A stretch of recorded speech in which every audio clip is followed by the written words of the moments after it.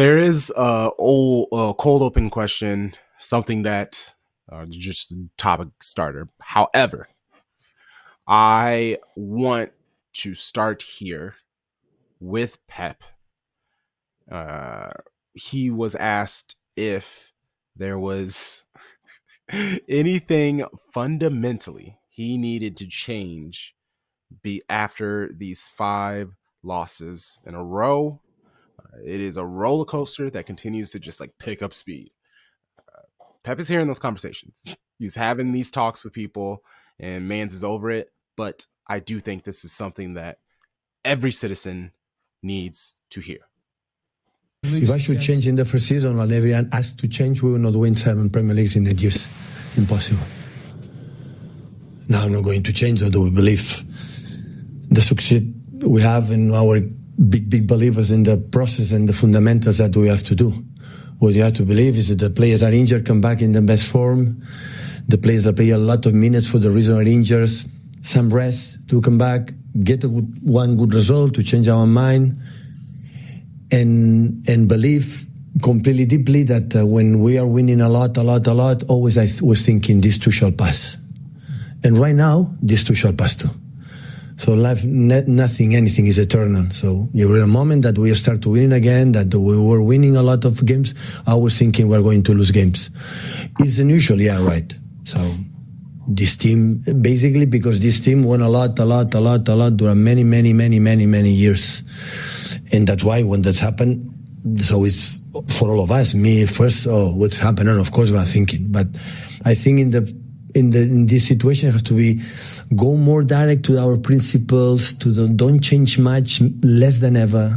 You have to be certainty to the players that doing this is going to happen, because at the end we had 26 shoots against Spurs. We had more expecting goals than them. We create a lot of chances. A team like create few during the season.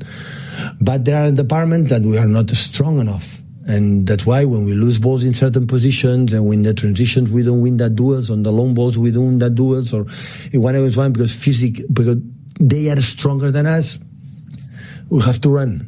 We have to run backwards because our first central defenders are not there and are not still ready because they were injured. And our main player for these transitions, the player Rodri, is not there. Because we can survive because with 4 central defenders, I put Manu and John holding midfielders, right? With Ruben behind, with Nathan, with Josko. We'll be stable, we'll be strong in that box, but we don't have it. I had to play with Gundo, he's attacking midfielder, our best guy to arrive into the box. But I had to play holding midfielder because the other holding midfielder is injured, it's Kova. Like it's another player can do it. And it has to be alongside to Rico to have us a lot of passes, a lot of control to do it. And when you happen, you have to adapt. And it's not because they want, it's not because they are soft, it's not because they don't want, it's not because they are lazy. Because we had 26 shoots on target. And clear chances. Clear ones in front of the keeper. Vicari was exceptional. But what do you have to do? Insist. Create more. 26 not enough? More. And try to concede less. And one day we're going to win a game. We're going our mind clear. It will be Tuesday tomorrow. I hope so. If not, next Sunday. If not, next. But the desire is there to change it, and we're going to try. The desire is there, and we got to try. I mean, he said it. Hey, yo, you can be mad at these things, but we got to put these players here for these things, which takes them away from this thing. Like, what do you want me to do, my guy? I'm doing. The players are doing the best that they can. Like, what? You got an answer for me? Do you have an answer for me? What? You know, after all that, the quote that came to me is health is wealth. And right now we were broke. So we just got to get healthy, bro. Like until you healthy, I can't judge this team. Like he named every single player that is having to play out of position, especially like in the midfield, right? If Kova's hurt, that messes up Gundo. If you don't have John and Manu and Nathan, and that you can't put those 4 big bodies in the middle the same way we did with Rodri and John and Manu and Ruben, right? Like everybody matters in this squad. Oh, and I don't know, Kevin De Bruyne hasn't played in 2 months. Like all this stuff is real. It's not an excuse. It sucks to lose and nobody wants to get blown out. And 4-0 is almost like super disrespectful. 3-0 is like, okay, you got me. 4-0 is like, damn, really? So it's like it looks worse, but a L is a L. And the game is the game right now. Like you just hope that we can get healthy. Like I would love to see a fully fit squad for Feyenoord. But Tom, how you feel about it, man? I think one of the things that we don't always talk about in sports at large is your your leader of the squad being even keel. And when he said, like, you know, this too shall pass. When we were winning, we're going to lose some games. We're absolutely going to lose some games. And then, like, but to hear him on the other side says, like, now that we are losing those games, he's like, this too shall pass. We're going to win some games. You can't get too high. You can't get too low.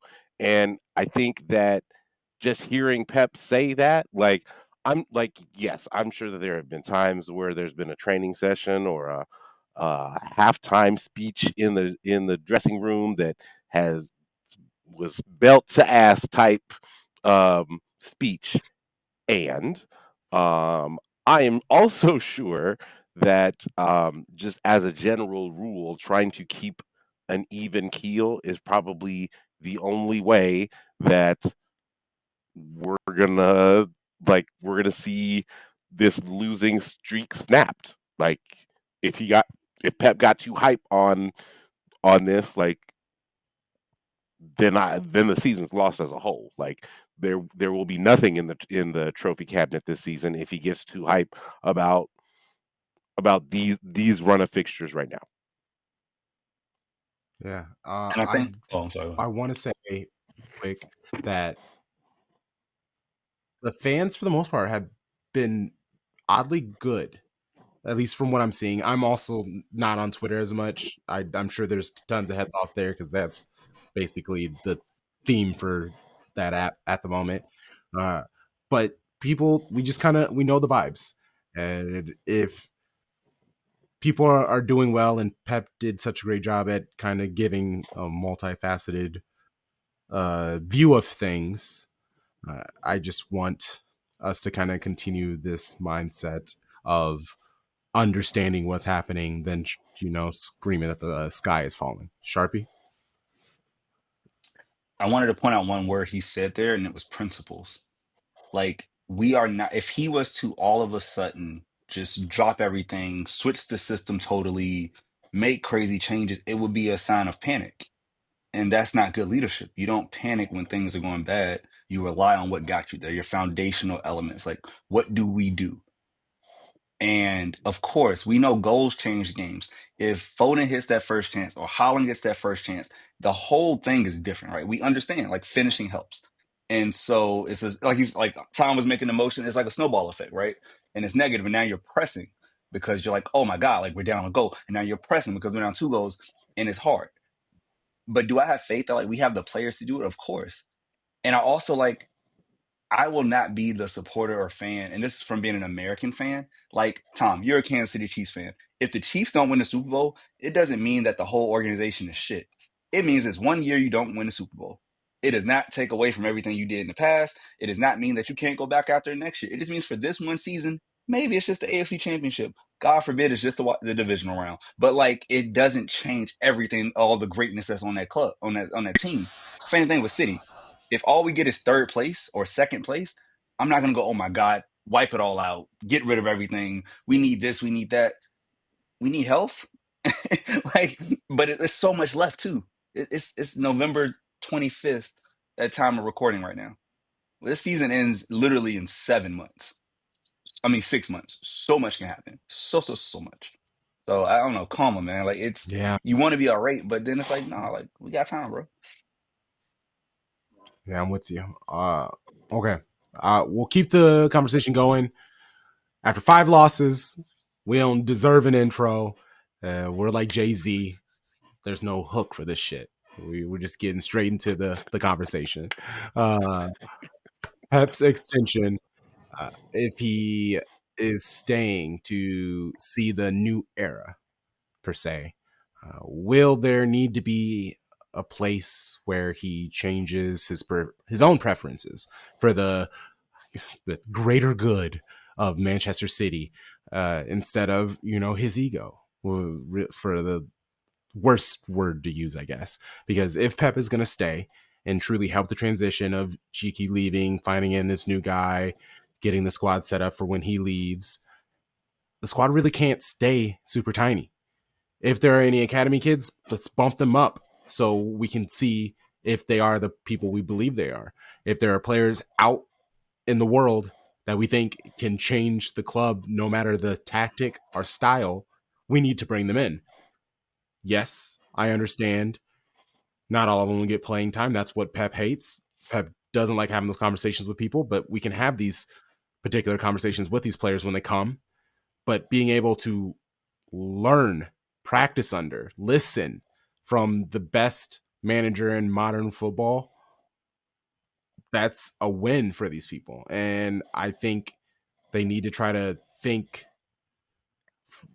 play 40 chess with Pep while we have him here. And if that means we got to run him dry and have him coming in on Sundays to work with the B team, like if we have to legitimately have, like we have a Carabao Cup keeper, if we just have a whole solid, like, hey, we know every cup match you six are always going to play. And it can just be different specific players. It can be the backup striker, backup keeper, a couple of backup defenders and stuff like that, where just we always know these people are going to play these games and they can potentially move themselves up to the first squad.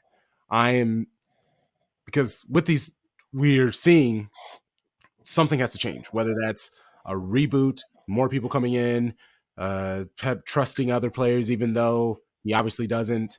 Something needs to change.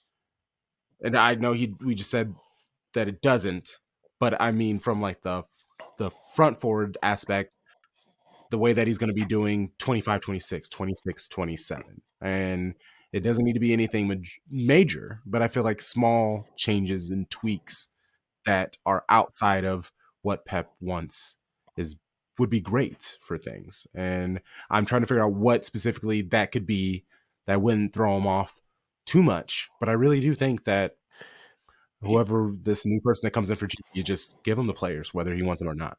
he's got to play the kids. I think like in that quote that we just heard, he was like, now we have Gundogan playing as our, creative midfielder, whereas we would normally have him playing, in a deeper lying role when Kova is hurt.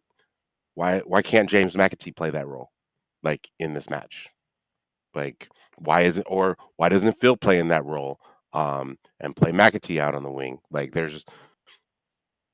there are players within the squad that can be played, but like you have to play the kids at this point. Like I think because to me, I think that when you're, especially like now, like when you're in a run of fixtures that like you've lost 6 in a row, like at this point, like what do you got to lose? Like, can it get any worse? Like based off of results, like not really. To that point, Tom, and you think about playing people, one of the things that I think is a huge misnomer when it comes to City and Pep is that the squad is tiny. Because here's a fun fact. If you go on ESPN.com and you go to a squad side, like squad, and you count the number of outfield players that City has used, would you know that number is higher than Liverpool's?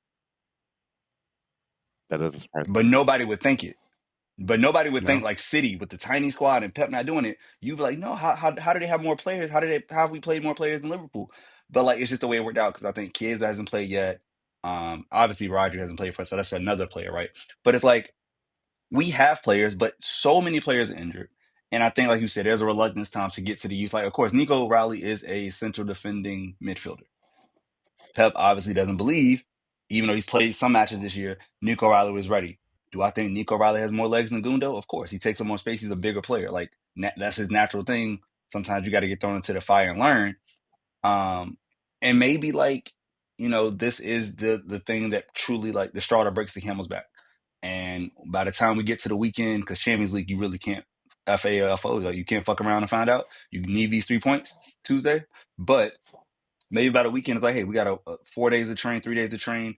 Let's get some people ready because there's a world where I think McAtee and Foden as double eights could do really great work. Like, there's a world where if you put Bernardo Silva as a DM and not make him go chase and maybe see what he can do back there, might be like, it's like Yui, right? Yui isn't massive, but we know she handles space and like does that area so well back and forth. So we see a parallel right in our own club if he just like turns on a match. So there's things that can be tweaked, but I think honestly, for if I had to pick out one area that needs to get settled, and I'm coming all the way around from the beginning of our show, y'all. We need Ruben Diaz on the back line. Like, no, dead ass. Like, I love growth. I'm always admit when I was wrong. And in that moment, my fact was my fact. He's still not the most athletic, but he is definitely the most important central defender. Like, if he is there at center back, everything else kind of slides into place. You see way less mistakes.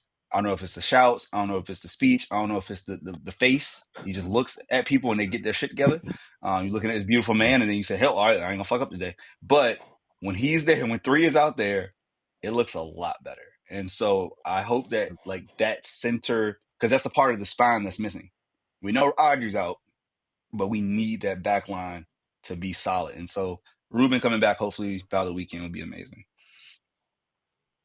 Yeah, facts. It's we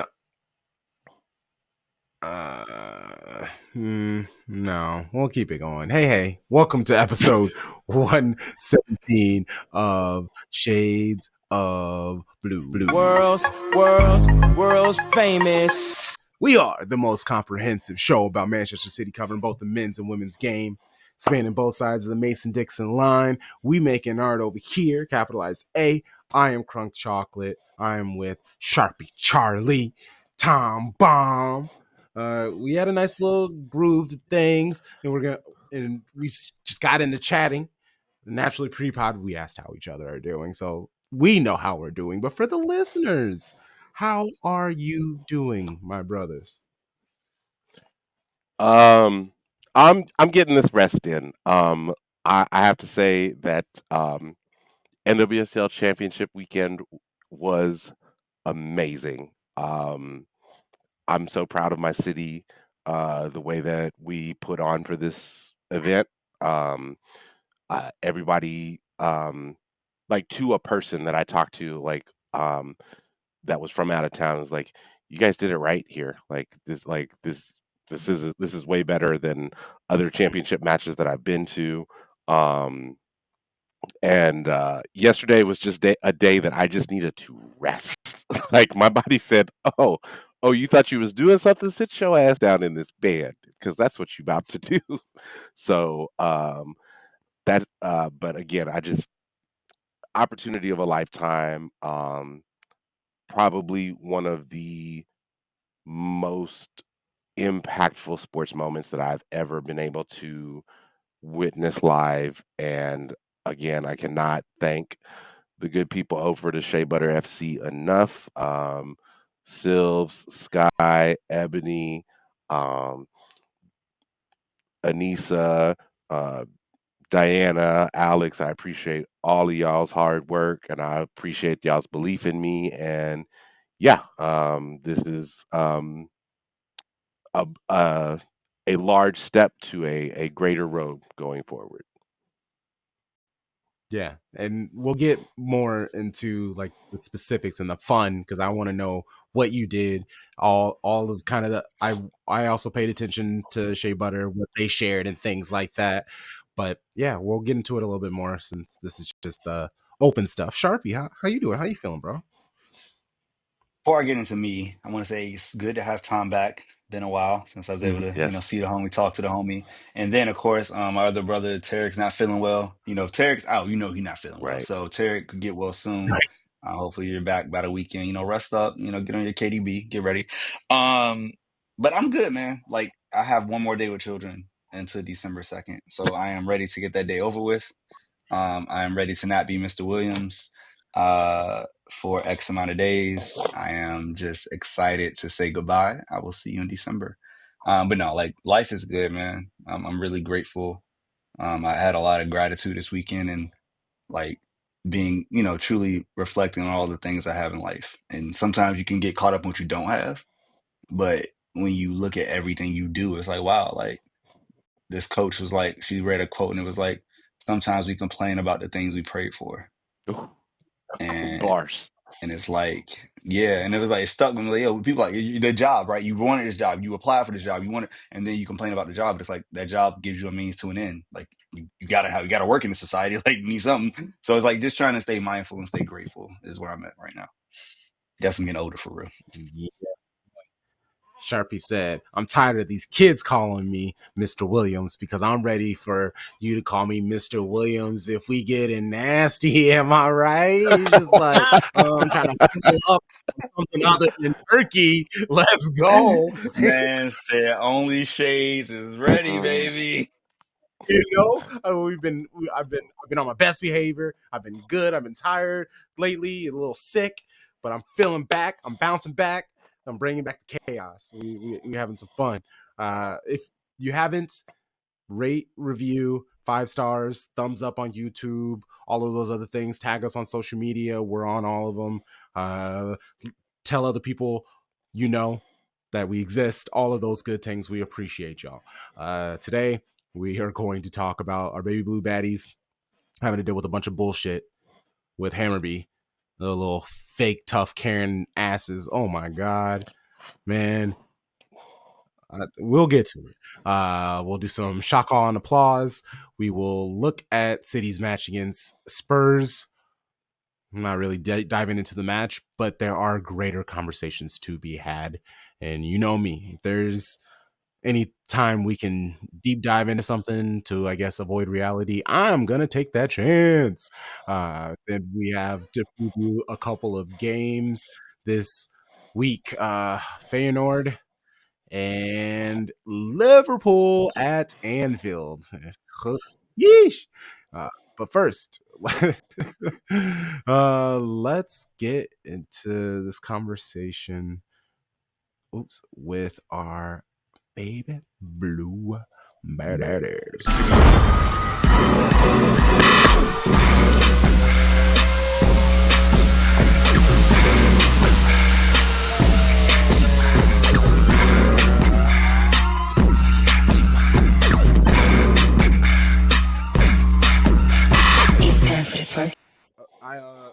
Side note, before we actually get into this, and I know we're a football podcast, but this Kendrick album, though. Mustard! Like, I legit am just listening to the album, doing groceries, and next thing you know, I'm doing a little, like, walk or crip or bounce or something in the aisles. I'm like, I'm in a farm and fleet. I need to fucking relax. I love the energy. Obviously, he goes at people and it makes people feel away. But I just love how the whole album is just like, know yourself. Don't let other people take you down. Talk your shit. Enemies are enemies, but don't let them get you. Like if you take it the right way, it's just a really amazing, just like affirmation album. As soon as Jessica Berman sat down for her State of the League press conference, I see like, oh, I'm on Blue Sky, like, because I'm about to like put out some stuff, and like all of a sudden it's like Kendrick, new Kendrick. I was like, wait, what? There's too much to process right now. I'm about to talk to Jessica Berman, and now you telling me that there's new Kendrick? Like, like Sills and I were both like, well, when are we gonna listen to this album? I had children and I listened with the children. I had it by myself first, and then the next class we ran it back. I said, "No, y'all gonna get this culture. Like y'all gonna be aware." Also, just want to say, if you haven't read about Drake suing UMG, who distributes, I just want to put out there, they distribute Drake and Kendrick. That's how these things work. He said that them and Spotify were like in cahoots and tail and because they just push not like us too much. There's no way that it just could happen organically because so many people didn't fuck with you or fuck with the culture over you or fuck with Kendrick over you. It's the softest, most charming, most just ridiculous teddy bear it's behavior I've ever it's the seen. most. I would like to speak to the manager, please, behavior, which goes perfectly into the segue into the match against Hammarby. Shout out to the Shout out to the homie Alexis Monteith and Yardy Ball for he showed a clip of Bunny doing an interview about the fans, and I think, like, honestly, the fans at Hammarby and the environment and like what it would be like. And I'm pretty sure that this is like they were already pissed off. They were pissed off because she Mhm. said like, we got to come in there and like treat it like it's any other match, but we know that they're going to be like we obviously saw it on our own home pitch. Like they're very loud, they're very boisterous, but like we can't let that impact us. And so they were already mad just because she said that. And like, if we're gonna keep it, if we're gonna keep it a bean, they were already mad because she was a black woman and she said that. I'll say it again. They were That's already mad because she was a black woman and said that. So return leg against Hammarby. Um, uh, saw some familiar faces, saw some newer faces that I haven't been able to get a lot of playing time this year. Kiara Keating starts in goal. Layla left to right, Layla Wahhabi, Alex Greenwood, Alana Kennedy, Gracie Pryor on the back line. Midfield, Yui Hasagawa, Jess mhm. Park, Laura Blinkilde Brown. Uh, Up top, Mary Fowler, Abu Fujino, Bunny Shaw. Now, this match, I will say, like, City did give them they gave Hammarby the first 15 minutes. They let Hammarby think that they were going to be in the match. Hammarby um, created a few chances. I think they had a corner in the first 15 minutes. Um, they were dictating play, and then as the match wore on, it was like, okay, we're going to let you tire yourselves out, and now we're actually going to play the match that we're going to play, right? So, um, in this match, City had 69% of the ball in the first half. Like we're just dominant on the ball. 4 total shots, 2 on target, um, 4 corners. Basically just running stuff the way the City normally runs stuff.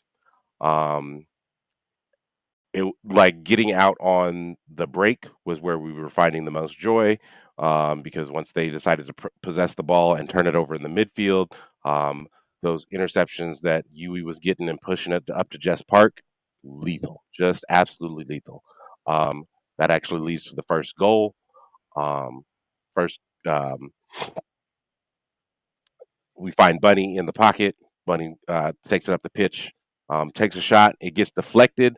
I still think that the shot would still be on frame even if it wasn't deflected. But the fact that it was deflected just kind of made the trajectory go a little bit higher.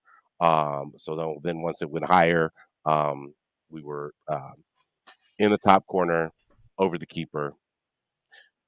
Yes. So Bunny runs to the corner flag, puts her arms out. Here I am. Like, you, you wanted me.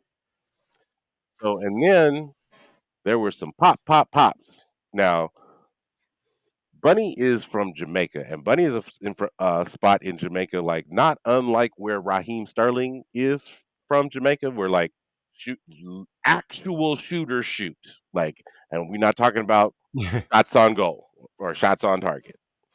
Um, so she kind of like, wait a minute, celebrates with their teammates. All of a sudden, the referee comes over and issues a yellow card, not to the fans, not to Hammersby's bench, not to the Hammerby players, but issues a card to Khadijah Bunny Shaw. And everyone is like, what is happening? Like, why would you do that? I was I, I was I, so confused. I had no idea what happened because they even because they show Bunny score, they show her quick celebration, and then you see her do that, and then the camera cuts, and they show the replay, and then when it comes back, Bunny turns around, and all of a sudden there's a card in her face. Just like wait, what? And I'm scrambling. I look at FOTMob. It says excessive celebration, and I am replaying that situation over and over again in my head, and I'm just like, excessive celebration. What excessive she just put her arms out, right? I'm asking Blue Sky. I'm so confused. And yeah, then all of a sudden you start seeing the tweets, fucking Dazen women's football admin, fuck you. They basically said what what all of those awful Hammarby supporters were saying, that don't come over to our side and basically rub your gloat in front of our fans. She scored on the fan side. You run to the thing and you celebrate. What does she want? You just want her to be quiet. You want her to shut up and dribble. I understand that's what you guys want, but it was just very frustrating that all she did is put her arms out. She gets a card. She gets something thrown at her, which told the fans that they were right in their actions because she got carded. Right, and so then it doubled down. Silvia Gasparetti, the Italian ref who did this UWCL match, I really hope she does not touch another city match. Like Emily Heaslip, whatever. Like I've forgiven her now. Like I'm over her. I've seen her do well in a couple of other non-city based WSL matches. So now all of my hate is towards Silvia Gasparetti. I hope I never see her name again. And if it wasn't for UEFA announcing that they are looking into this, I was ready to start booing the UWCL anthem too. Like you're just like, all right, fine. We flipping over from the men's to women and we booing those bitches too, fine. But we will wait and see what they do with this investigation. But until then, be prepared to get your asses booed. Sharpie? I've never been so gaslit by a referee because, like, I literally watched everything, saw her get hit visibly. The first time it happened, I was like, she got hit with something. And then it's like, you give her a card. Like, the Malcolm X quote came to mind. I was like, the most disrespected woman in America is a black woman. You can just take that international in the world, put it out there.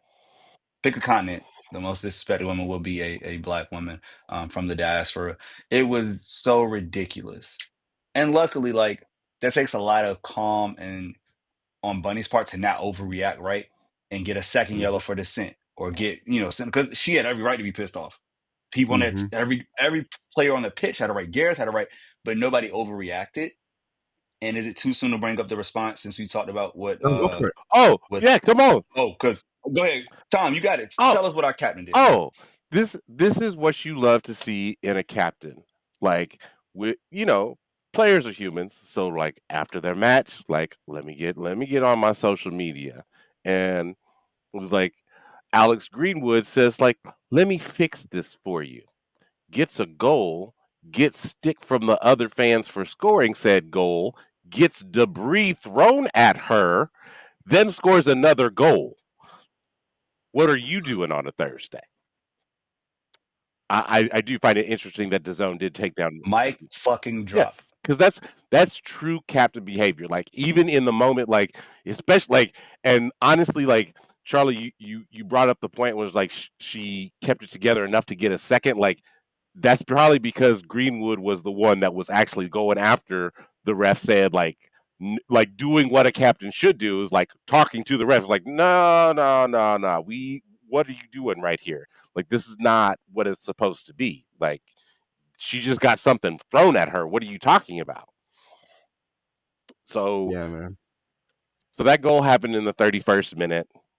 Go into halftime, up 1-0. So then Hammarby is attacking that end, which is their supporters end to start the second half. And I have to I don't like necessarily calling out players, but sometimes when you deserve it, you got to get it. Like Laura Blinkilde Brown, you got to play through the whistle. Like you Yeah. got to play until you hear the whistle because Gracie Gracie Pryor got beat further up the pitch by I believe it was Julia Blackstad actually, and she's coming. Hammerby's coming up the pitch and they believe that there was a foul. I believe that they thought that the foul that Kennedy was fouled. Um, and Blinkilda Brown just throws her hands up, is like, and stops, like throws her hands up, stops tracking play, and they get Hammerby gets a cross in that Wahhabi's not able to get on the goal side of the winger. It's 1-1 in the 48th minute.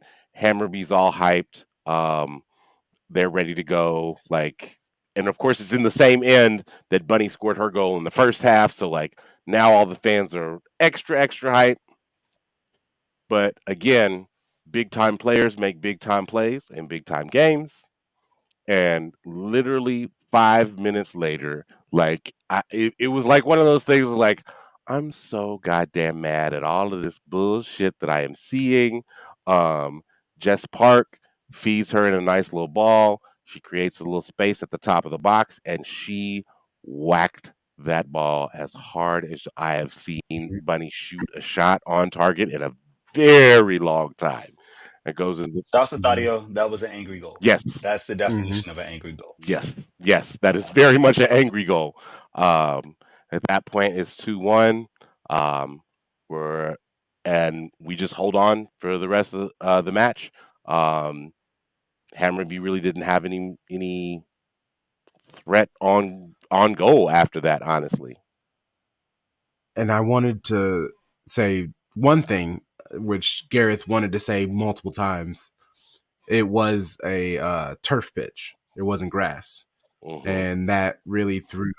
And it was, and actually, it was astroturf. It wasn't even turf. It was astroturf, and he actually called it old school. He was like, he called it a G3 turf, which he's like, I know they make like G4 and 5 turfs nowadays, but it didn't look great, and that was why the ball was moving really fast. The players, because the first 10, 15 minutes of the match, it was pretty back and forth, and I Hmm. was like, why do they seem to be playing into the chaos like that? Obviously, Blinkilde Brown, Gracie Pryor, who Gracie's a center back, but she had to play out wide to replace Casper Eyes, who was ill. She ended up sick that morning, so she wasn't able to play. So she's playing out. She had a real sketchy moment where she could have been called for a penalty at the beginning of the match, Yeah, and that also pissed off a lot of Hammerby fans.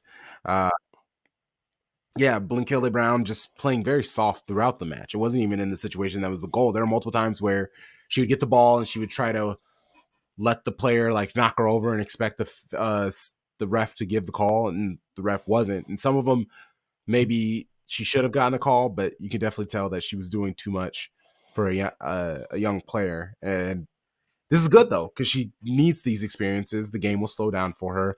We see the talent, but she's very much like Phil, where she wants the ball and she's prepared to dribble through like 8 players to score a goal.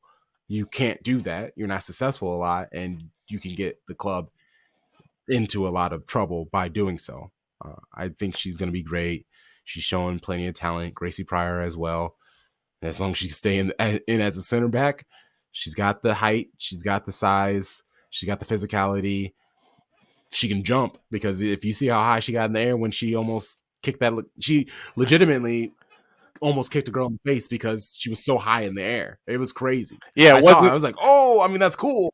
It wasn't that her It's not boot. great. Or it wasn't that her boot was high, but it wasn't high from the frame of her body, if that makes sense. So like it wasn't like she was necessarily like her foot was above her waist, necessarily like that high above her waist. Her foot was just above, like at head level for the Hammerby player, because she jumped so high. So I think that this was definitely a match where you're like, Yeah. okay, thank God we have an international break. We know that Laya is gonna, hopefully, like, we can see her back soon. Um, and we really don't know how long Lauren Hemp is gonna be out, which is which hurts a lot. I did put on Blue Sky. Mary took them braids out, and she has not been the same player. And I need her to get them back in ASAPly. Like, I need them back in yesterday. I will say to the Mary point though, for those that missed it, she actually took time off from the international team. Like I believe the reason was like stated was like exhaustion, and, like fatigue. And so I think like again, City didn't play these extra matches last year, right? So like it is a different beast. And she obviously didn't play this much last year either, right? It is this early. So I feel like a rested break for her will be so helpful Yes. as they come back next weekend. So hopefully okay. I know she spent time with family in Australia. It's like, family always does the heart good. Um, and I think like, Mhm. she'll hopefully get back to that early form we saw. Yes. I would agree. I would agree. Yeah, well, So we are again still top of the table in our group, 12 points out of 12. Um, I believe that our next UWSL match will be against St. Polten, if I'm not mistaken. Uh, mhm, you're uh, correct. but that'll be um, the Thursday after we get back from international break. Yep, the So 12th. Yep. yeah. Great. Yeah, man. We miss you, ladies, but enjoy your time off. Yes. We're going to the quarterfinals. Mission accomplished. Yeah. Yeah, with games to play, which is amazing. Let's keep playing Blinky, keep playing Gracie, play all of the young players. Honestly, let them get some playing time. Play Kelly, bro. Please start Kelly and against St. Polton. Start Chloe Kelly, please. I hope she starts against Leicester City in the first match back. That's what I really want to see. I would agree. Please. I think Alba Fugino has found herself in good spots, but I don't think that you can really argue that Chloe Kelly is probably the better finisher than Alba Fugino in the squad. And Alba Fugino has probably found herself in very good goal scoring spots and hasn't always finished. Mm-hmm. So With you. yeah. Yep. All right. Well, even and I put it in the topic. I don't want to quite get with the men talking about City men first. So let's get into some Shaka and Premier League applause.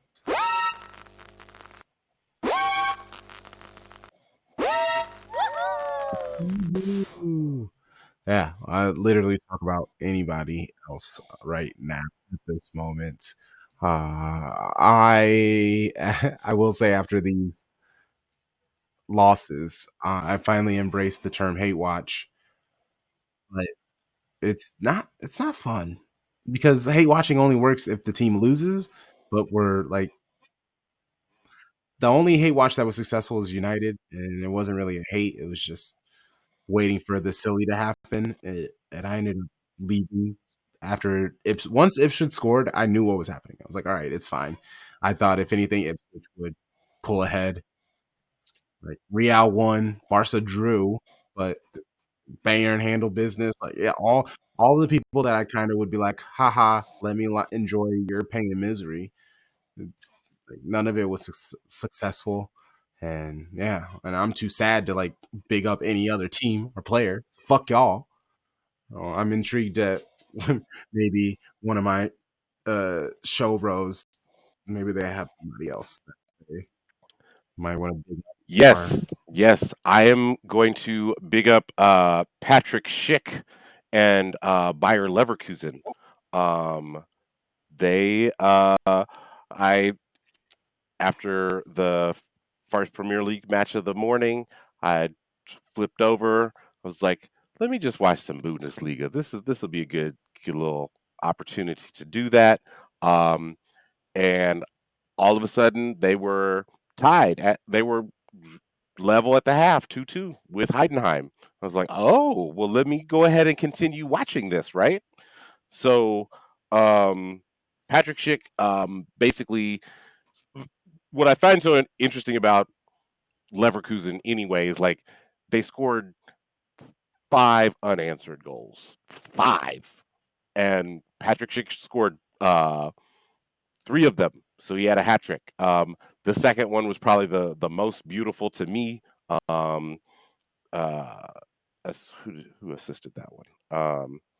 Assisted by Flo Wirtz on that one, which was really nice. I just thought that was a really interesting game. Um, I think I said it on Blue Sky.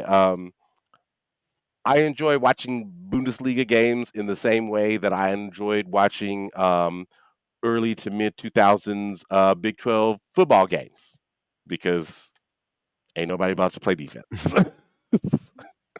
um, but yeah, I'm gonna big up Patrick Schick and Leverkusen for my shock awe and applause. So A great shout, Tom. I'm gonna stay in England. Well, actually, I'm gonna go to America first, and you were there. You watched it live. Barbara Banda, only goal in the final. Beautiful cut inside. Like I watch, like being able to watch it go live is so dope. Like I had it on my big screen over college football because I was like, I want to watch this moment, and it delivered. Like that was a beautiful moment. Happy for her. Happy for Marta.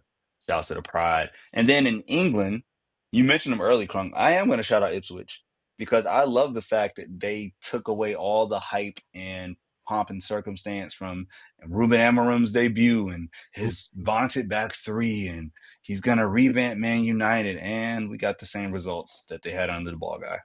So 1-1. And they have a beautiful plus minus of 13 goals scored in 12 matches and 13 goals allowed for a goal differential of 0. Um, and they are 12th place in the table with 16 points, one behind Brentford, one above Bournemouth, and they probably could buy both of those clubs. And it's hilarious to me. So thank you, Ipswich, for allowing me to laugh at Man U's ineptitude, mediocrity, um, just pure midness. So good job, Kieran McKenna.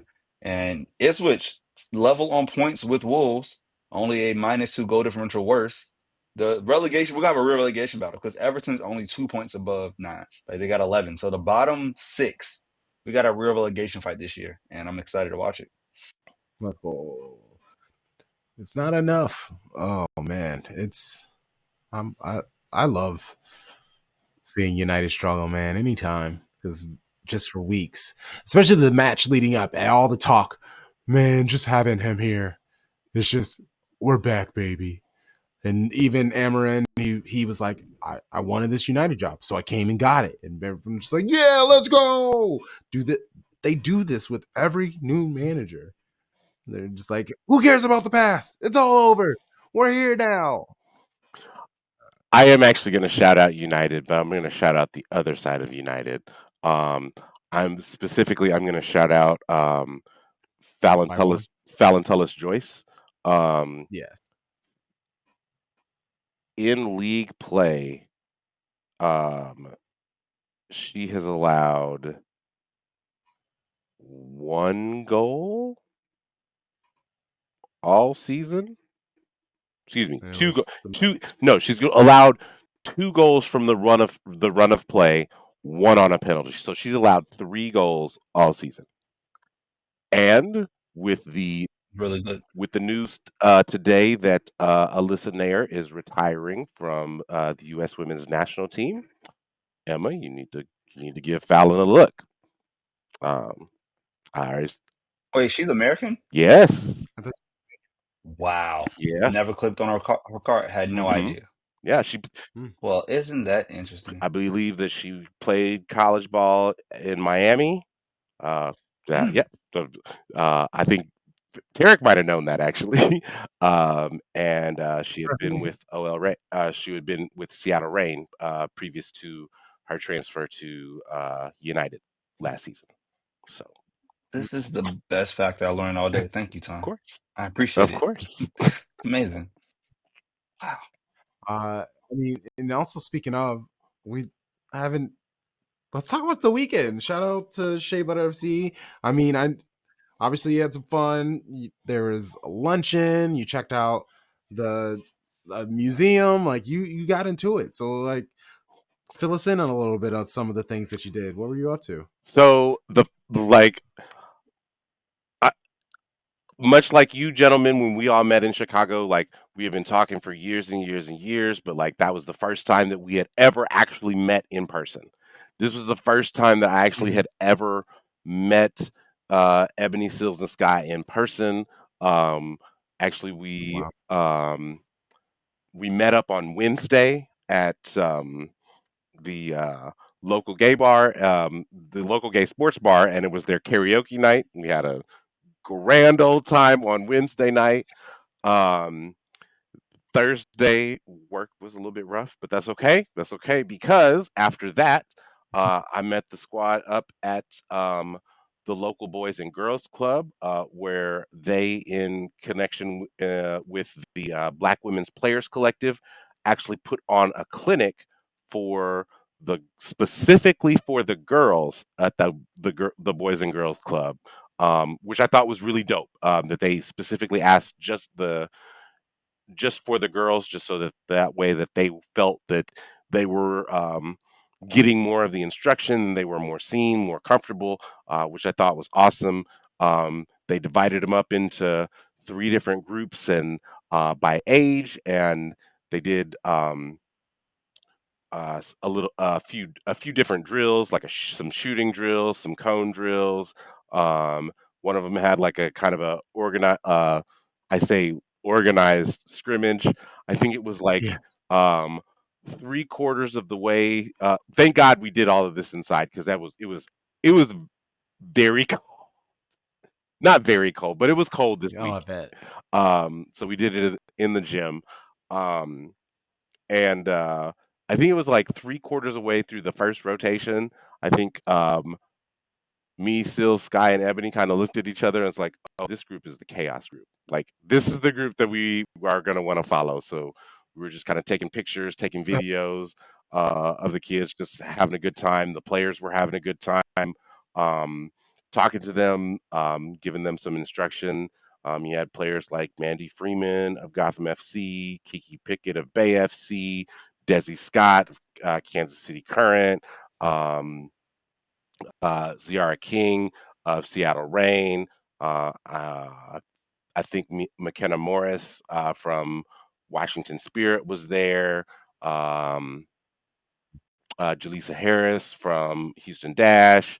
Abby Smith from Gotham FC, which I got to have a really cool moment with her because when they had first moved to from Utah to Kansas City, Abby Smith was on the team and she was the keeper at the time, and she and Kristen Edmonds were actually at a rally house doing uh, like an autograph session, and I actually took a picture with both of them, and I was like, I want to like you're basically like my introduction into like my first NWSL player, um, and she was like, wait, you had a lot more hair then, right? Like you had an afro. I was like, yeah. She was like, I remember you. You were the one.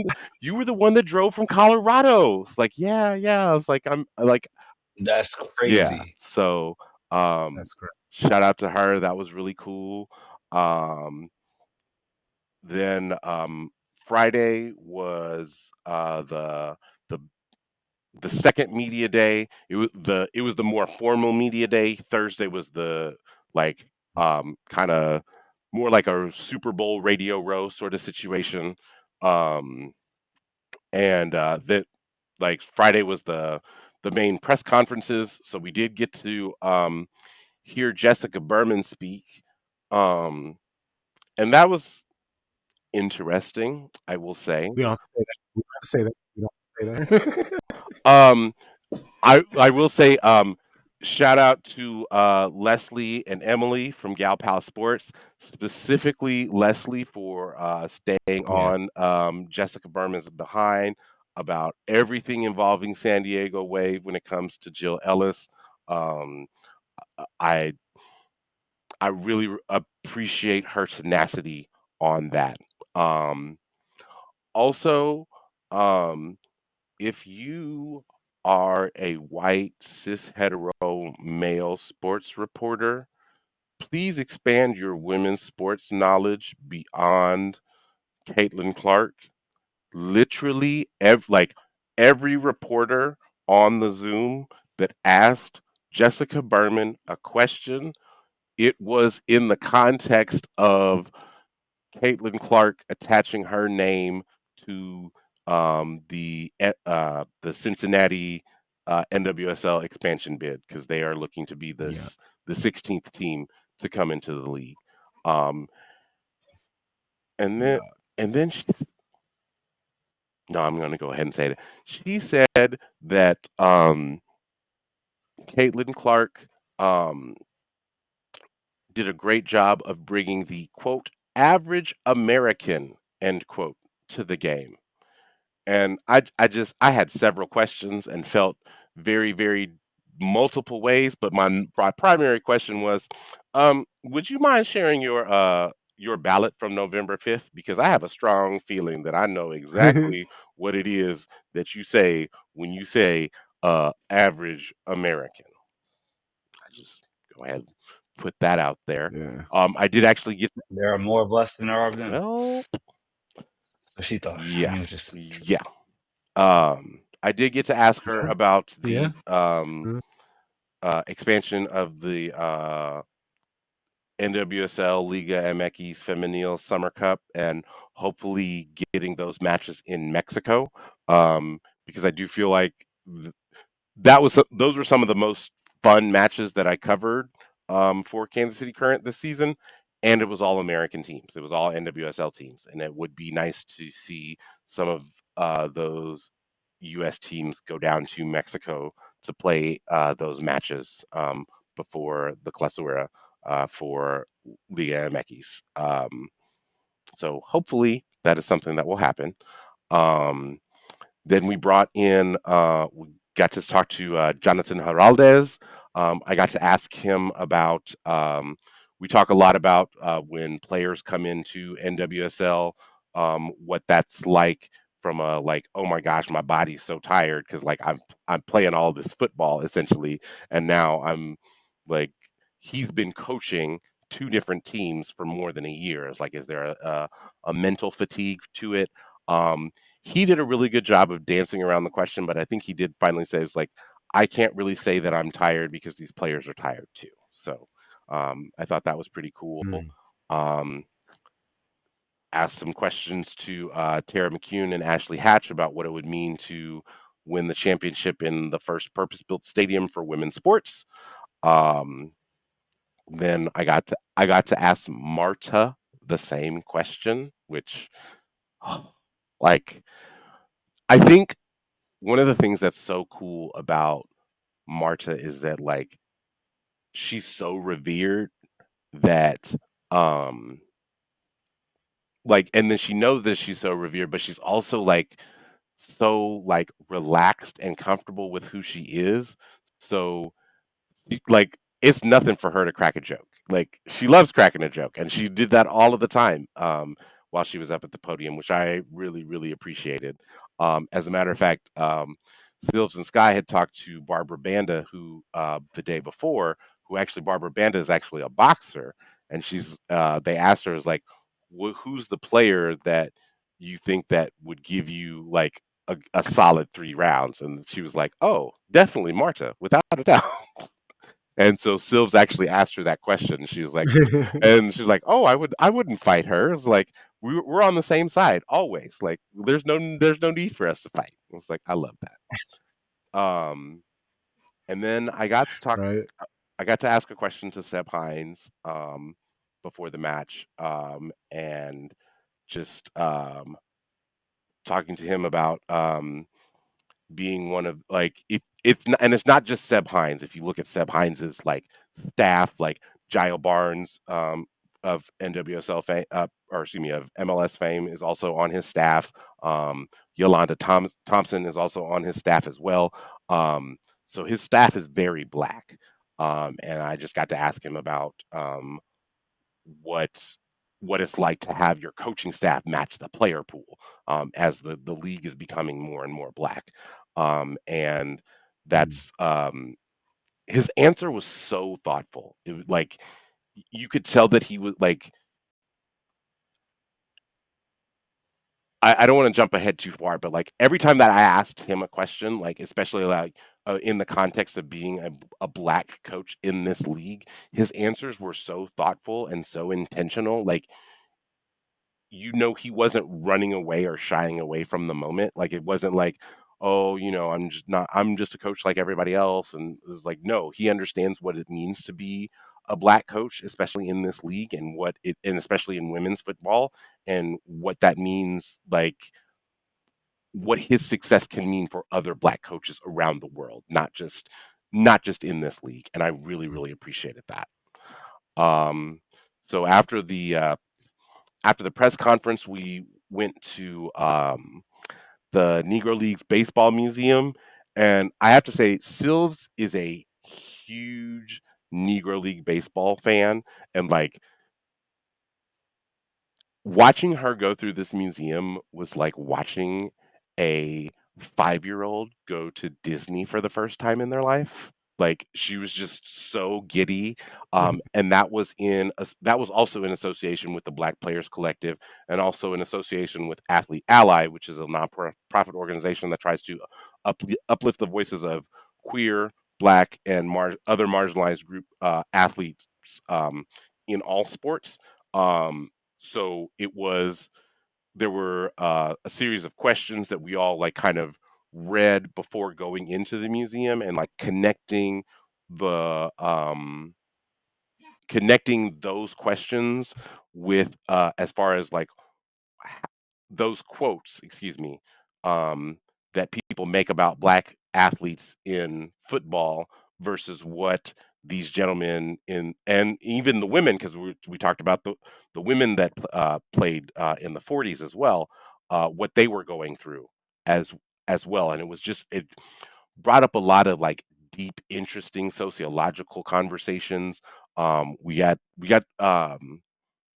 shout out to PJ, shout out to Tamara, because she was there. They were both there as well.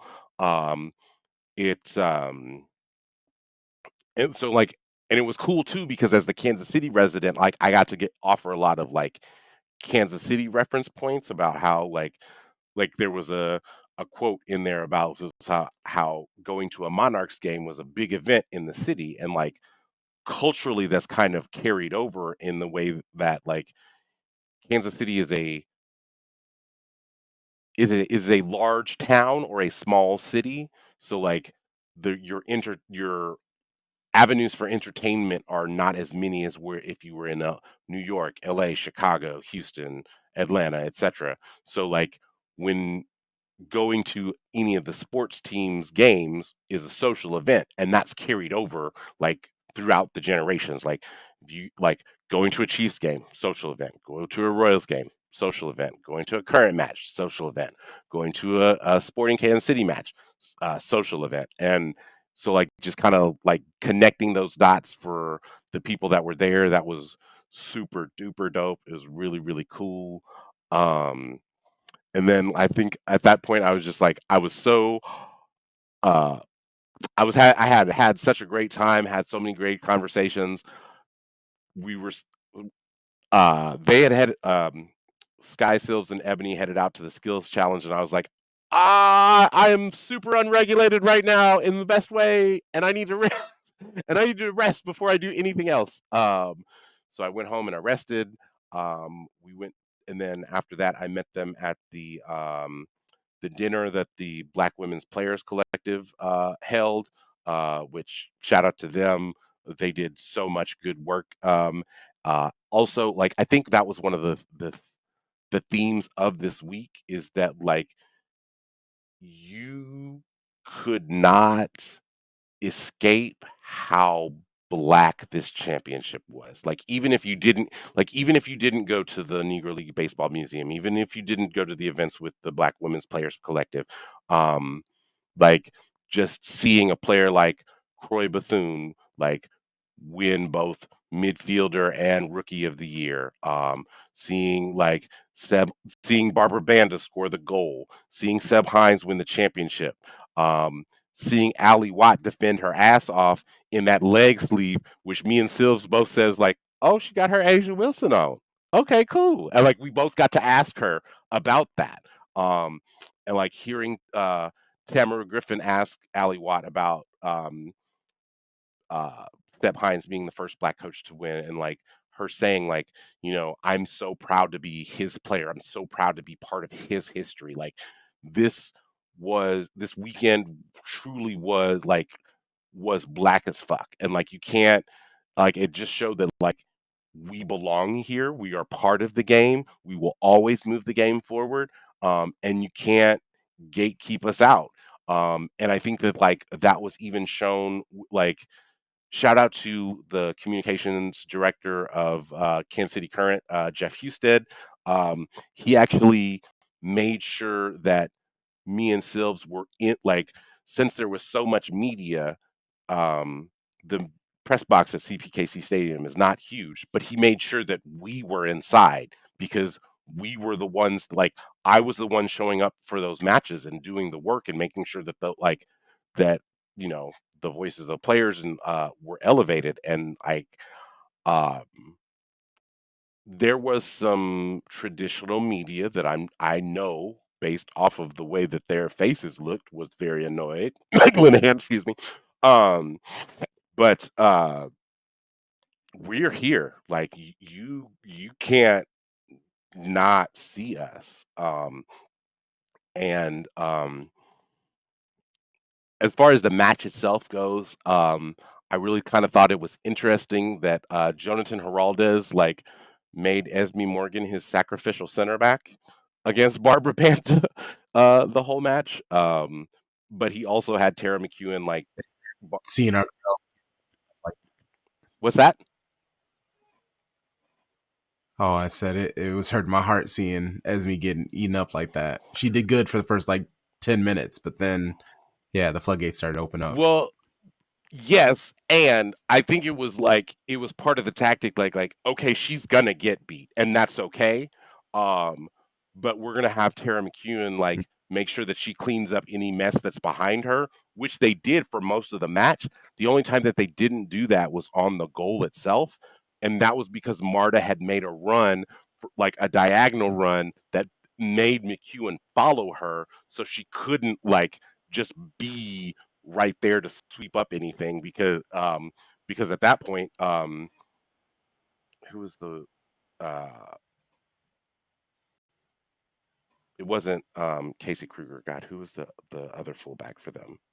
But Washington's other fullback was already so far up the pitch that they couldn't get back to cover that Marta's run. So like McEwen had to cover it, and that's why when Banda cut back, there was nobody there.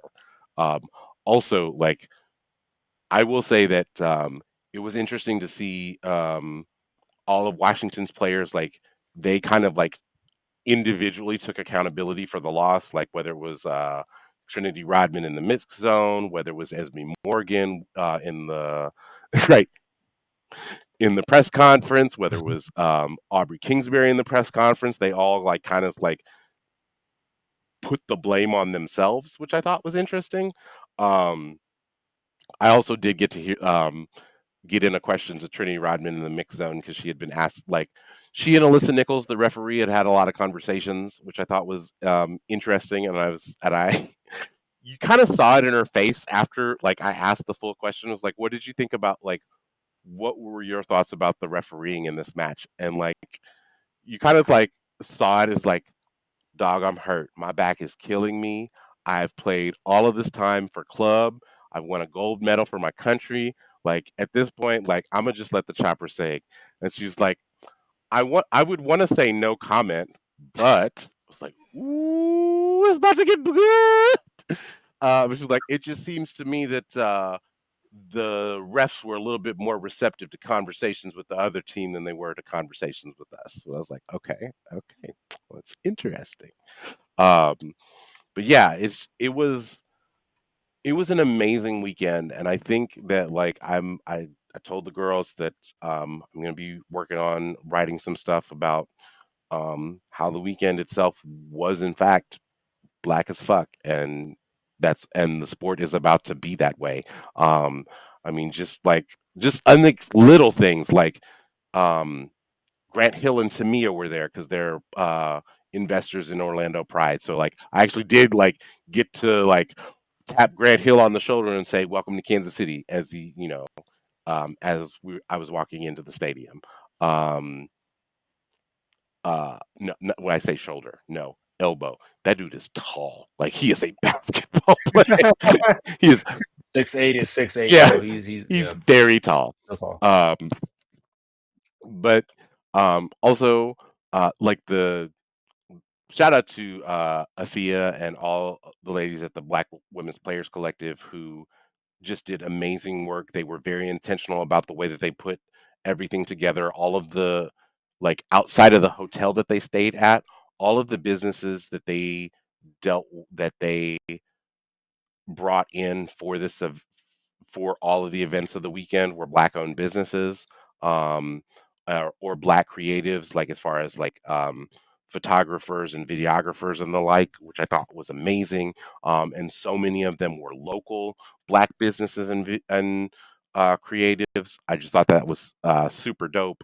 Um, and also, oh, they actually got DJ Dupe, who is one of the in stadium DJs for CPKZ Stadium for their dinner and then for their watch along party that they had at Vine Street Brewery, which is the first black owned brewery in the state of Missouri, which is hella cool. So I just thought that oh, and it was amazing to watch DJ Dupe try and teach us all the "Can't Get Enough to Me" a line dance, which I was like, after like 4 bars, I was like, nope, I'm out. Nope, I ain't got it. I ain't got it. um, but yeah, this weekend was incredible. This weekend was amazing. This weekend was super black, and I really have a feeling that based off of the way that the league is trending, that's going to be something that we're going to see going forward for many, many years. And I can't wait to be a part of the coverage for that. Let's go. So I just want to add this, right? And Tom will never big himself up. He's really humble. But to watch somebody who has loved Woso for decades, right? Like just this is what you do. This is you. And to see you on this journey from like having a baby Blue Baddie segment to always being involved back on X and Twitter and now like, taking the blue sky and then like, oh, Shaber FC, like we got this connect, like go ahead and like go be our correspondent and like to making it to the place where like you are known in the press box. Like the fits are a thing. Like Theo shouted you out when we did the interview. Like, right, like your name, like people know Thom Bomb 816. And so I was so proud, like of everything you've done. But then when you put out like you got to ask Martyr a question, like I know what that meant to you. And so, bro, I am amazingly happy that you had this experience. This is definitely the first and not the last season.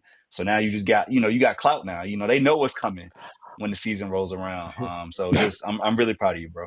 Thank you. Thank you. That means the Yeah, and world. if I can add on, Go ahead. yeah, and if I can add on to it, yeah, all of what he said and more, because this this is exactly what I don't even want to start talking about because I'm getting all worked up because starting Shades of Blue with us wanting to give us the opportunities to be seen and uplift each other and stuff like that. It's just like this is exactly what I wanted to do.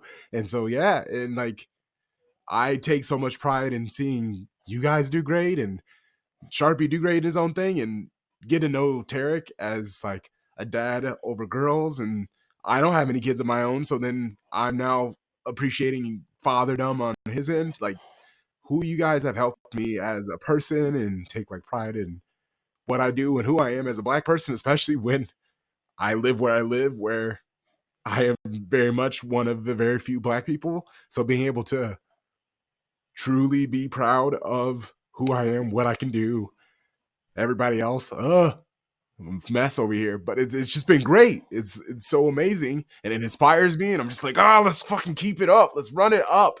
Like we are here. There was the parts where we tried to branch out and connect with other people and but really us sticking with who fucks with us and our own, unfortunately, it's really has brought us so much happiness and all of the respect and adoration from people honestly I would have never expected us to from. So it's been really great. And I just want to say, like, I was talking to a friend, texting a friend recently, and I was like, yo, like, oh, I sent her the tweet, the post about how like Blue Sky might be like into like creating tiers, right? And like, just like, hey, the foundation is the foundation, but if you want these extra access, you can. She was like, oh, like that would be dope for the pod. And she just brought it up out of nowhere. And I was like, yeah, I was like, our engagement over here in far less time literally has almost equal if you look at just pure Mhm. follower count, like what happened on X. Mhm. And that's crazy, right? Like people respect the culture, they respect the authenticity of what we provide. We truly are the shades of blue, and that's always been our thing. And like when we, bring in Slacks to the pod, it's like I saw another podcast have a couple of emojis in theirs, and I was like, no, let's throw some emojis in ours. We hold this down. Right. Like when Crunk says we are the most comprehensive Man City podcast, like the whole club, we've been that. Nobody else does Nope. that. When you talk about four black men, four American black men, we the only ones that do that. Like it's things that we do that are special, and I take pride in it. And the fact that we're headed towards 3 years in March, like that's a major thing. Like things start all the time and don't make it past 10 months. So to get to where it's about to be 36, like Yeah. that means something. And like, me and Crunk had a run where just life was happening. You were doing soccer stuff, Tarek's the dad. So me and Crunk did like 4 or 5 shows in a row together, right? We just Mm. cooking. And it doesn't matter. There's no love lost. Like, hey, the boys will be back. We Right. get the game back. We literally are the club. Yeah. Same club, same Yep. passion. Same pod, same passion. So it's a beautiful thing. And we all have lives, but because we enjoy this, like they say, when you do something you enjoy, it's not work. Right. Like it's kicking it with the homies, talking to the homies for 90 minutes here, 45 minutes there, 30 minutes here. Like, so as much as we've all had those times where we need to step back, take a break, the train doesn't stop. Like we continue to go, and Crunk your leadership, always being there, always being ahead of things. Like you were on Blue Sky before I even knew what it was, and you stayed there, so you already had it set up. Thom, you always putting us out there and being who you are. Like, we literally cover the entire diaspora of what it means to be a black man in America. And I think that is one of the most beautiful things that I've ever been a part of. So this is it's a special, special situation. And it's just we not even we know we're close to done, right? Right. Like who knows? Like we still got to go over to Manchester. Like Right. there are so many other things popping. So I'm excited. So all of this that we're talking about, like, I think I was already nervous about asking him the question after the match. And then his response, like, I had to leave the presser because like it made me cry because it was so impactful and profound. I asked after Orlando won when uh Seb Hines came to the podium. I asked him, it was like, you stated before that like you felt the responsibility to to make a way for other black coaches in the game, and like taking this franchise that like Orlando has been terrible for a very long time. When Marta said it's been 8 fucking years, she meant that shit. Like they were real bad. And Yeah. the fact that he said like I asked him like what does it mean that what does this mean to you and to other black coaches? And it's like I know what my responsibility is, and I know it is my responsibility to make a way for other black coaches to shine in the way that I know that my path has been different. Like I was a volunteer with this club for 2 seasons before I actually like signed on, and like Orlando's been so good to me. Orlando is I believe is the only place that he played in MLS. Um and like I just felt such a responsibility to give back, and knowing that this is a way that I can give back to other black coaches and make a better way for other black coaches in this league, not just in this league but in the game as a whole. Like I, when he said that, y'all, like I cried. Like I had to leave the presser because I was like I'm about to like sob. Like I went into the hallway and like just shout out to Emily for giving me a hug because I really needed it in that moment. Like not because it was bad, but it was just like like Yeah. overcome with emotion. Like the fact that like here's this black man like in this very white sport in this country and knows what it means to be a black person in leadership in in this sport. And like there was a moment on the field where it was Seb and Giles and Yolanda, and I just saw them like together, like laughing and smiling, and it was like twice as much for half as much, twice as hard for half as much. That's the only thing that kept on like going in my head. Is like all of us have heard that, like twice as much, twice as hard for half as much. And like the fact that here they are, like at the pinnacle of their league, in a league that Marta on multiple occasions called the best league in the world, like led by these three black coaches. I just think that's so amazing. Is so impactful, and like it gives credence to like the stuff that we do. It gives credence to the things that like to the people that we create content with, the people that fuck with us, because like we already know that like we've reached out to other people and they don't fuck with us, and they've reached out to other people and they don't fuck with them, but like we create this content together, and like we build that, truly build that community with each other, so that we know that, and then the players know how important that is. The players who look like us know how important that is. The players who are going to be future stars like Croy Bethune and Messiah Bright know that. That's gonna be so huge moving forward, and I'm just so grateful to be part of this. And like I can't wait. I can't like I free agency for NWSL technically started today. So like um uh like it's like, okay, let's get on it. Let's see what's going on, what's out there. And I'm just so excited to grow with that. One quick last point, just shout out in 2023, Wilfred Nancy won the MLS Cup with Columbus Crew, Yes. black man, and now in 2024, you get Seb Hines winning as a black man with Orlando Pride SC, and it's dope, man. Like we can do everything, and when you put in the investment, you give the support, greatness happens. And so yeah, we black as fuck over here, Yeah, taking over the footy world. that's right. Yeah, man. And it's just like, yeah, it's nice to see uh people that look like us succeed, and it sucks that it has to be like the first, and we have to celebrate it and we have to uplift it, and it does make us think, bro, what does that mean for other people in other situations? And yeah, like you said, Thom Bomb, throughout the situation, when I was watching all of like the photos that were being shared through all the people and what Shea Butter FC was sharing, what they were doing, and yeah, just there was another event after the game, I believe, where they're like at a dinner and there's a DJ, and then the music that they were playing to, and then there was like a segment where they were doing karaoke and they were singing Fantasia, and it was just like there Listen, were just certain, listen. there's just Croy Bethune, relatability Croy to this. Bethune can sing. There's nothing that Croy Bethune Yeah, cannot do. Like, get healthy that, soon. that Like, yes. it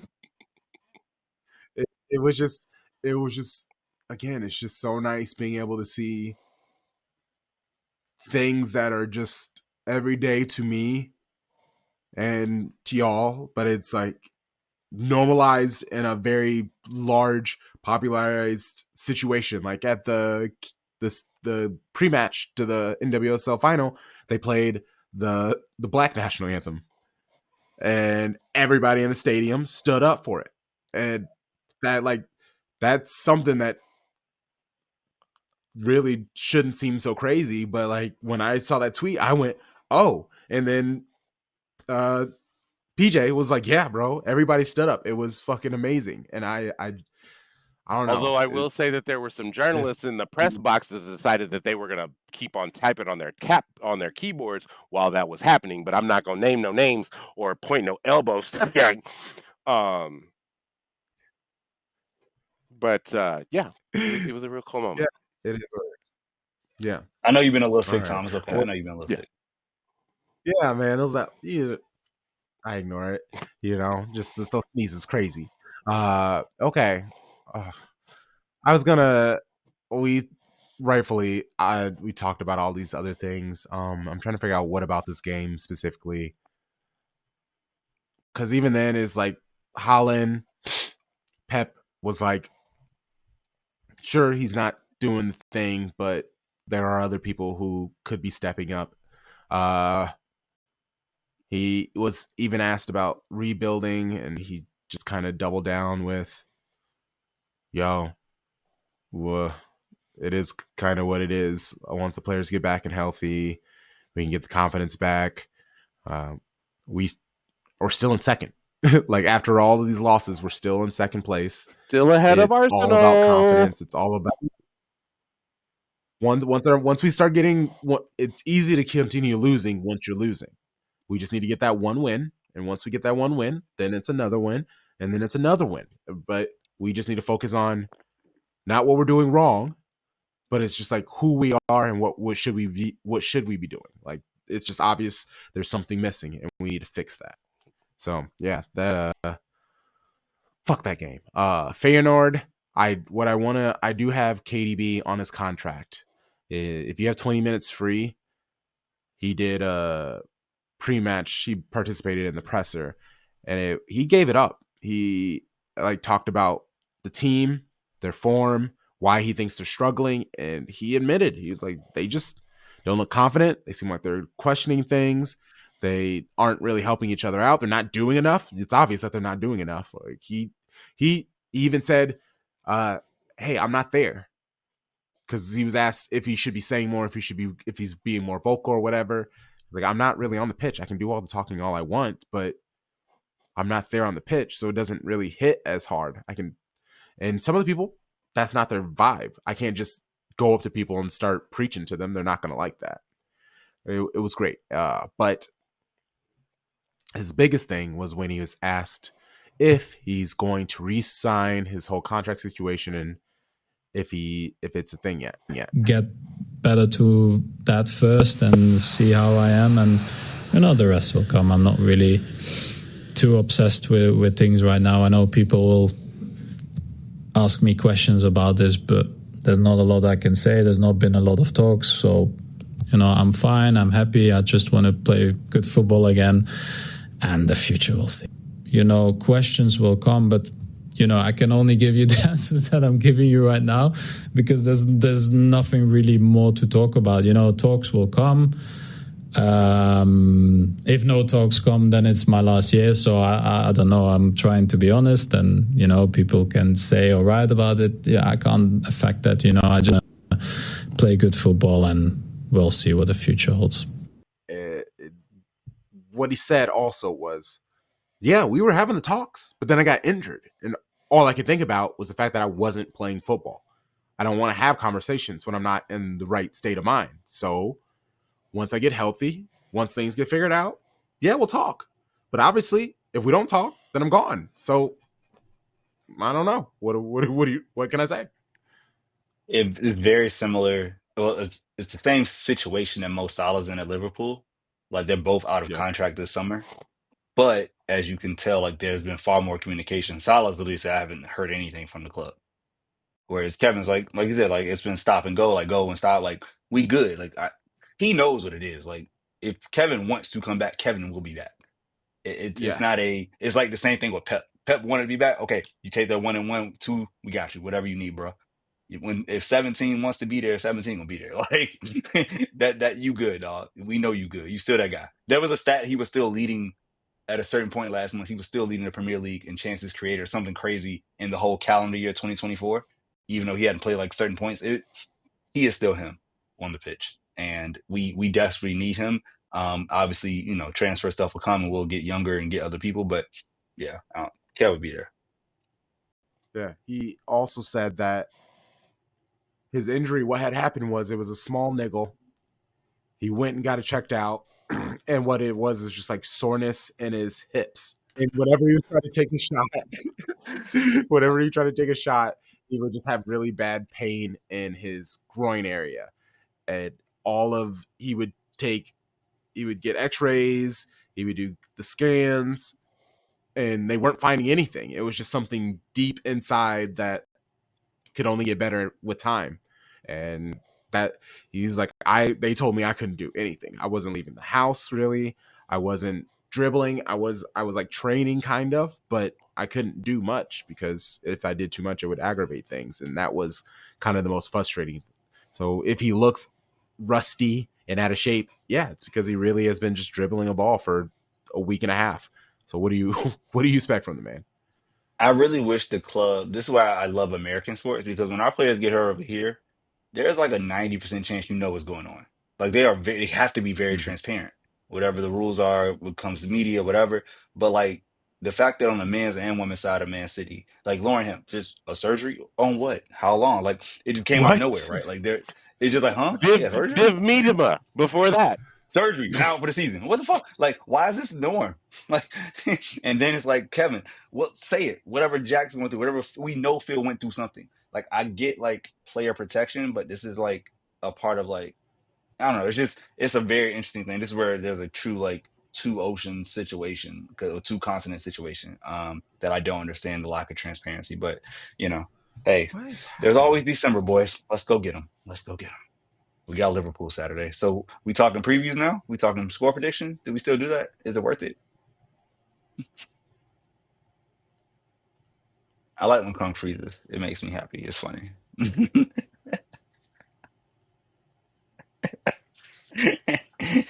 Let's see if I get a, damn it, he came back.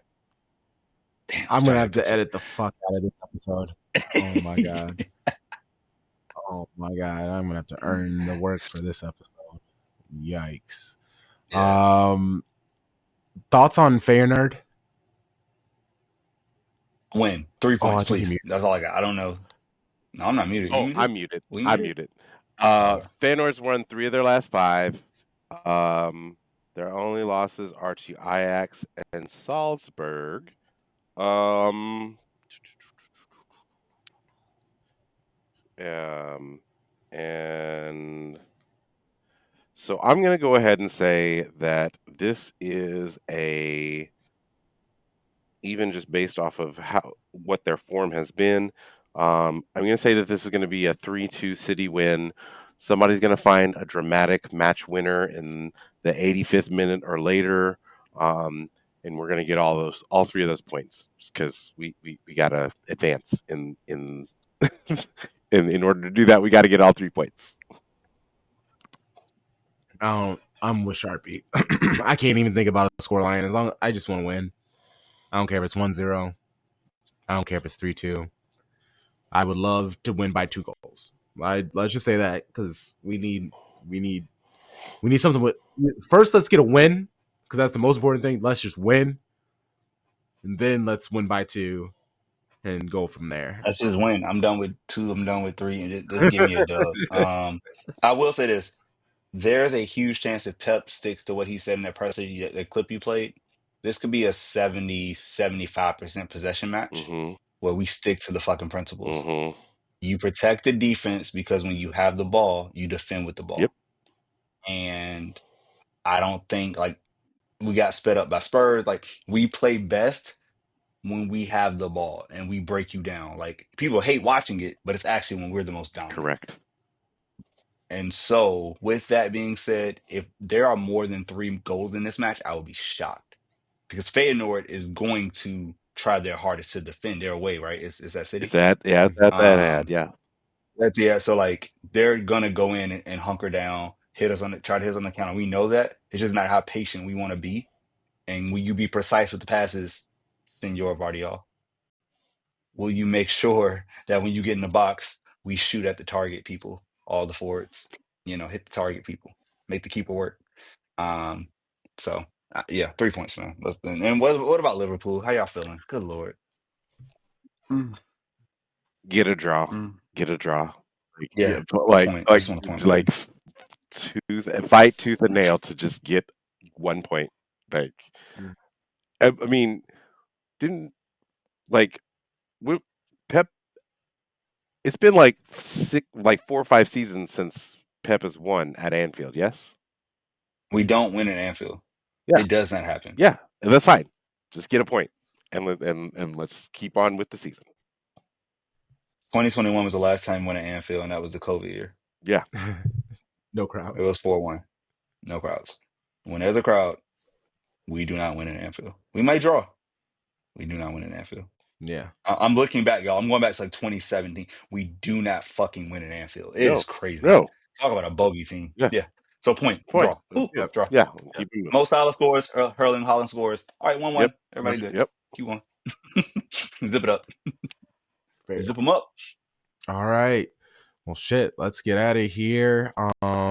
If you haven't, check out the episode with the Daily Mail's Northern Sports reporter Jack Gaughan that is recently out. Really fun chat with him. I really feel like we got into some real good conversations. I tried to get some stuff out of him. I felt like I had to ask some questions that all of my show bros would like, and I had to talk to him about captainhood and how captains should act. Yep. And so that was a really nice conversation, and I brought up McAtee, and that was a really nice conversation. So yeah, so everybody please check that out. Wednesday I will be kicking it, chatting with my good friend Asan Naeem of 9320. Then it's Thanksgiving, so no lit stream. We'll be relaxing, but Be with your family, people. yes, enjoy that. We got some tons of future shows coming up with some real dope guests. We got Dylan Meehan coming to kick it again. Eric Wall. We're gonna just kick it. We had a great time with him on the lit stream. I was like, we need to get you back on in some one-on-one time. We got him. We got the tall one, Diaspora United stand up. We got Andre. Yes. Andre 3,000 foot tall. The homie. I met him this weekend too. What up? Oh, nice. And then I got Aaron West on here. Yeah, we got some fun people coming through. Some new names, some people I've connected with. Stay tuned, Shady Gang. Show bros, let people know. Sharpie will start with you. Let people know where they can find you. At sharpiecharlie.bsky.social. There's a social media app that I use. My name is Thom Bomb 816. Hey, and follow us, Shades of Blue and W, on socials. Where except on Blue Sky, we are at shadesofbluenw.com. So if you type in the name, you'll see us. Shades of Blue and W. It'll pull up. Yeah. You see the logo. You know what it is. You know what it is. All right. We'll see you soon. Until then, you know the vibes. Shady Gang. Shady Gang.